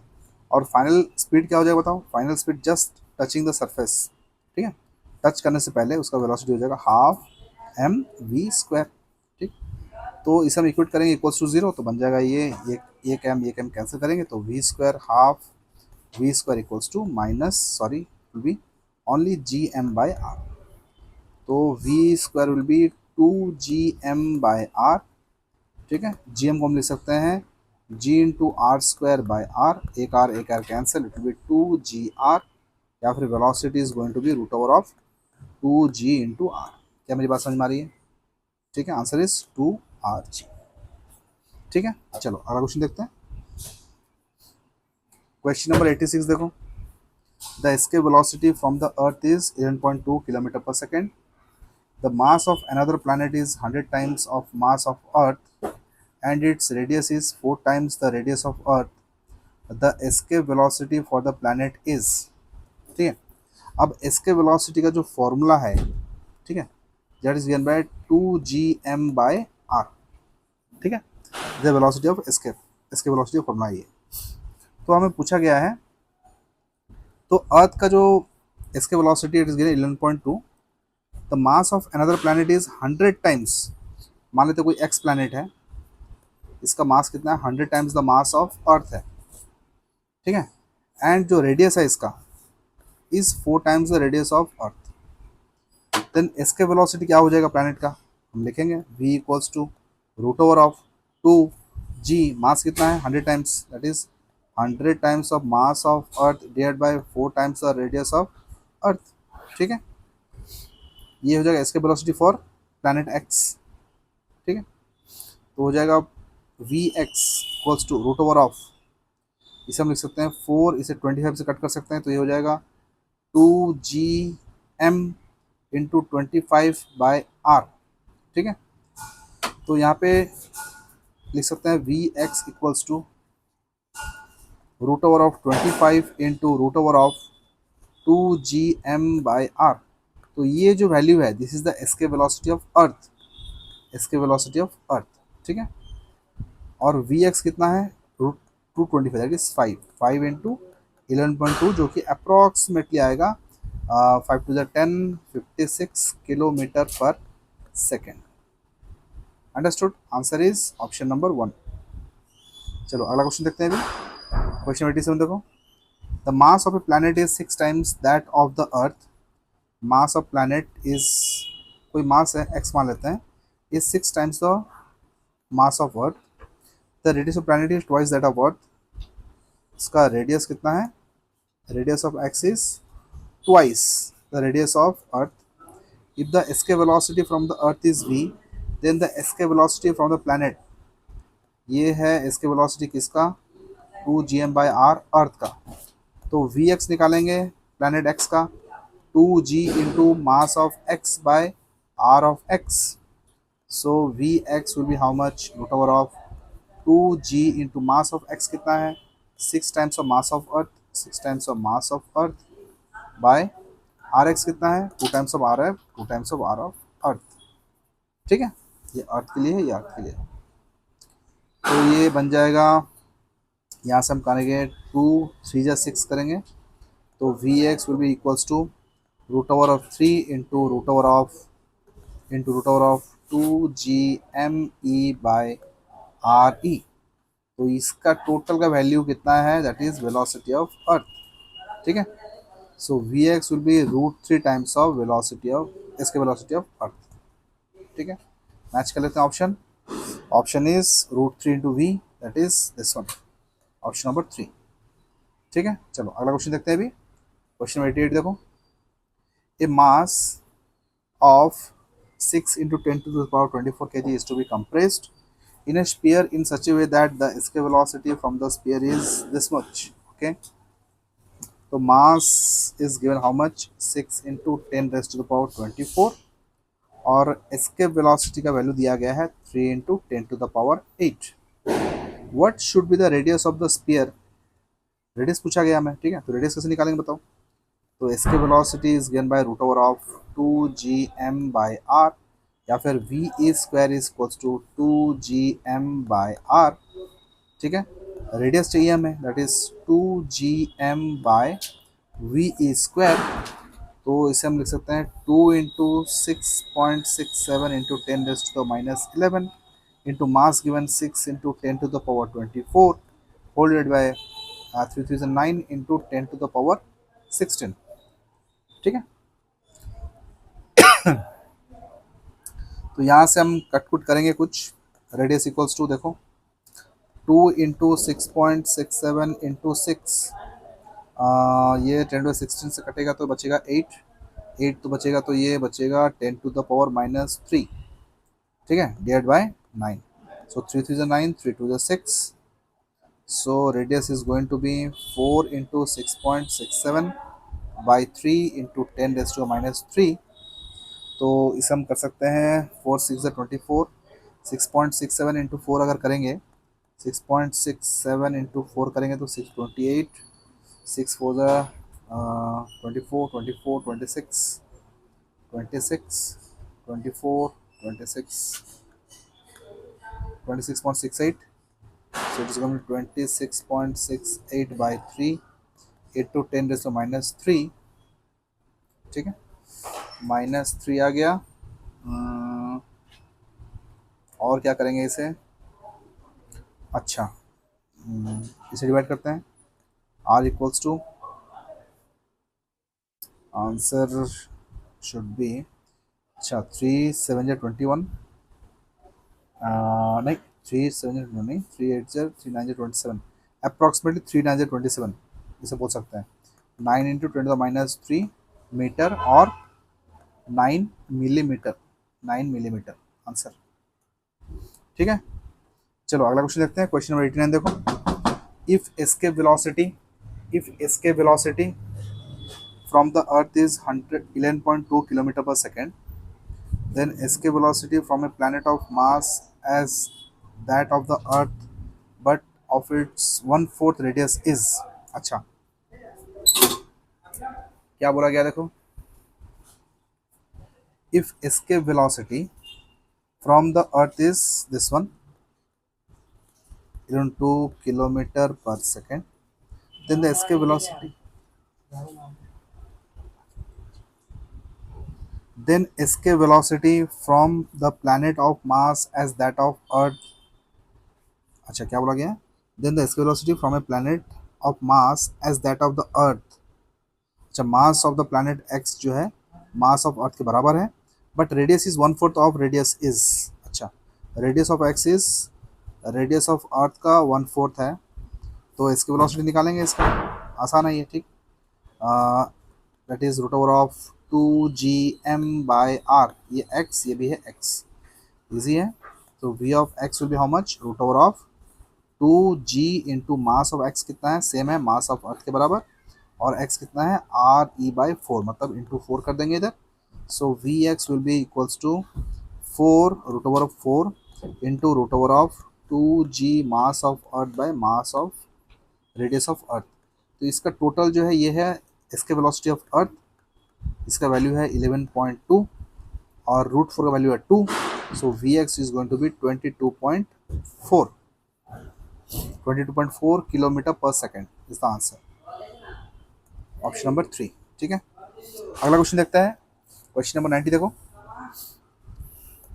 An astronaut is in a stable orbit around the earth when he weights a body of mass 5 kg, what is the reading of the spring distance, अगर stable orbit में है, ठीक है ना, स्टेबल ऑर्बिट में देखो, अगर ये अर्थ है, अर्थ के ऑर्बिट में अगर कोई भी सैटेलाइट जो है ऑर्बिट कर रहा है, ठीक है, इसका मतलब फ्री फॉल हो रहा है, ठीक है, और फ्री फॉल कंडीशन में क्या होता है, there is no force acting on the satellite और the astronauts, so the spring will not be extended. Next, two satellites of earth S1 and S2 are moving in the same orbit, अगर same orbit में घूम रहा है, देखो ये अर्थ है, ये ऑर्बिट है, अगर ये ऑर्बिट में दो सैटेलाइट्स घूम रहे हैं तो दोनों का रेडियस क्या होगा, सेम, ठीक है, mass of S1 is 4 times the mass of S2, which one of the following statement is true, mass अलग अलग है, ठीक है, time period of S1 is 4 times the that of S2, नहीं ये गलत होगा, क्योंकि रेडियस सेम है, अगर रेडियस सेम है तो इसका मतलब स्पीड भी दोनों का बराबर आना चाहिए, स्पीड भी दोनों का बराबर आना चाहिए, ठीक है।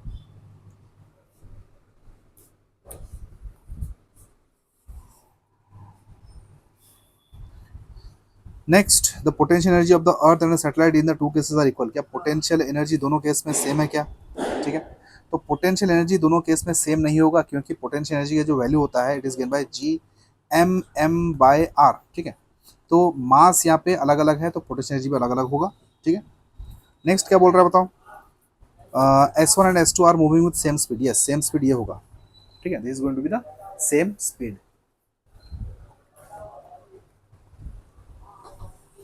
ठीक है। चलो अगला क्वेश्चन देखते हैं, क्वेश्चन 93 देखो। A satellite is orbiting earth at a distance r, तो ये कुछ वेरिएशंस है एनर्जी के, potential energy, kinetic energy and total energy, आपको पता करना है कि कौन सा ग्राफ किसके लिए है, तो आपको ये पता होना चाहिए, that is kinetic energy is given bye kinetic energy that is Gmm/2r and potential energy given by -Gmm/r, ठीक है, और जो टोटल एनर्जी है इज गिवन बाय -Gmm/2r, ठीक है। अगर आप इसे कंपेयर करोगे तो काइनेटिक एनर्जी देखो यहाँ पे पॉजिटिव है, ये नेगेटिव है, ये नेगेटिव है, ये ज़्यादा नेगेटिव है, total energy is more negative. ठीक है, तो 1 जो है ये तो काइनेटिक एनर्जी होगा पक्का। अब 2 3 में ज़्यादा नेगेटिव कौन सा है, ये है टोटल एनर्जी।